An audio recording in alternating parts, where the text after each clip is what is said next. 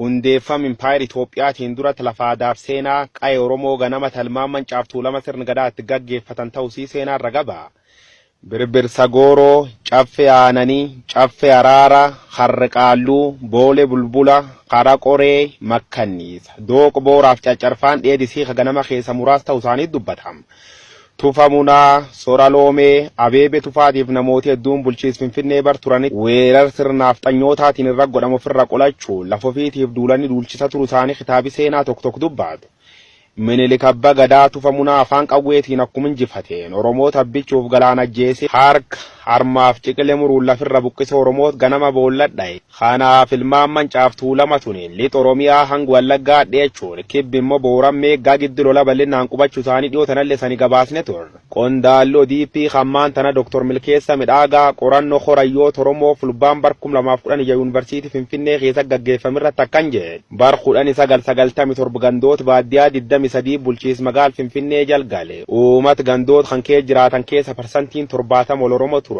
Gaaf gandoota baadiyyaa kan 23 bulchiis magaal Finfinnee jalgalchanitti dhimmoota akka aadaa, afaan, man barumsaa, eenyummaaf buufata fayyaa yookaan hospitaalii tokkolleen ilaalchikeetiin galfamne. Bar 2003 irra sullee naftee bulchiisi gandoota baadiyyaatiif lafti naannoo suni akkuma jiruuf fudhatame. Dhuga lafir jirti hawaaqaaf lafti jaalatti yoo laalu bulchiisi magaal Finfinnee daangaan isaa asiifachi wanni jedhamu tokkolleen hin jirtuu jedhe. Yoo karaa bahaatiin ilaallag bishooftuuf Finfinneen babal'achuu jedhe. Kan immoo uummatatti hirqubatee jiraata doon taane laf guddoo investaroo taate. Karaa kaabaatiin yoo laal bulchiis magaal Finfinnee kotoo beekamne walloof Tigraay geessuuf daangaan tokkolleen hin jiru. Karaa dirree buufata xiyyaal boolee irra yoo caqasni immoo bulchiisi magaal Finfinnee gandoota baadiyyaa kee dabre tullu diimtuu ga'ee yeroo yookaan garjiit deebi. Karaa dhiyaatiin immoo daangaan Finfinnee burraayyuu folotar darbuun hagam booyyuu babal'achuuf karoorfamu dubbatte. Qorannoon Dr. Milkeessa Midhaaqsaa waggoota 3-4 dur tolchituun lafti tun cufti duubar 1997 irra kaasuun maqaa investimentii daraar oomishu warshaa dhaabuu gumruukiif waan kan fakkaatan faan saamamee jedhe. Yeroo sana qonnaan bulaan naannoo sanii mormuuf yaale ture garuu deeggarsa kaan sagalee dhabe faca'ee jira. Dr. Milkeessa Midhaaqsaa saamichi lafa Oromoo ganama kaal kanaan lafa Oromoo nyaachuuf godhamti tanaan mootummaan TPLF karoor maaster pilaan jedhuun dabdhibi qopheessullee falmiin fincila Oromoo waggoota 4 godhamti milkaa'u wayyaanee nyaatamte maqalee gal.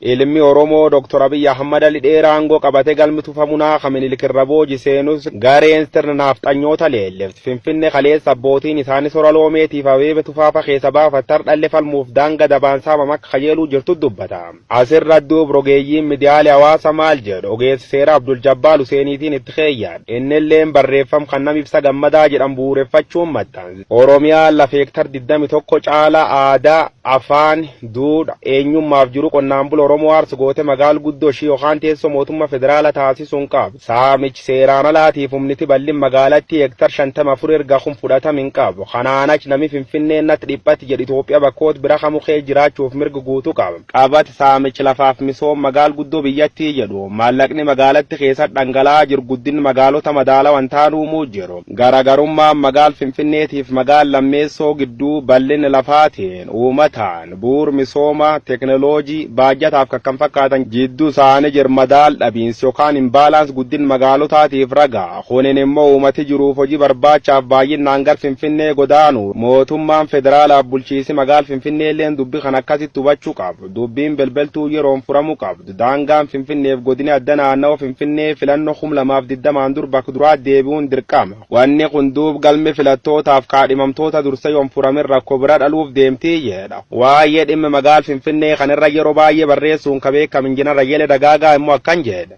Gaafi tan furmaata sottiin godhin gara filannoo seenamtaanaan madwalitti bu'isa ta'uu akka danda'u hubachiisuu barbaada. Gaafi kan deebiitti kennu ka danda'u bulchiinsa mootummaa naannoo Oromiyaati. Obbo Shimallis Abdiisaa gaafi OPDO waggoota lamaan dur waada gad raawwachiisuu hin dandeenye taanaan atattamaan aangoo gad lakkisuu qaba. Amma filannoon dura aangoo gad lakkisuutti sir jira. Shimallis Abdiisaa ajaj Dr. Abiy qof raawwachiisuuf biiroo keettaa taanaan uummata Oromootiif faayidaa tokko hin qabu jechuun ittaana pirezidaantii mootummaa naannoo Oromiyaa akeekachiise. Barreeffam Yaayya Bashiir yookaan boru barraaqa kan itti sani dabalee xiinxalii miidiyaalee hawaasaa afaan gooda. Yeroo dhiyoo kan magaalii Finfinnee hojjettoota haaraa afaan Amaara barreessuu dubbisuu danda'an kum shanqacaruuf galmeesse turre.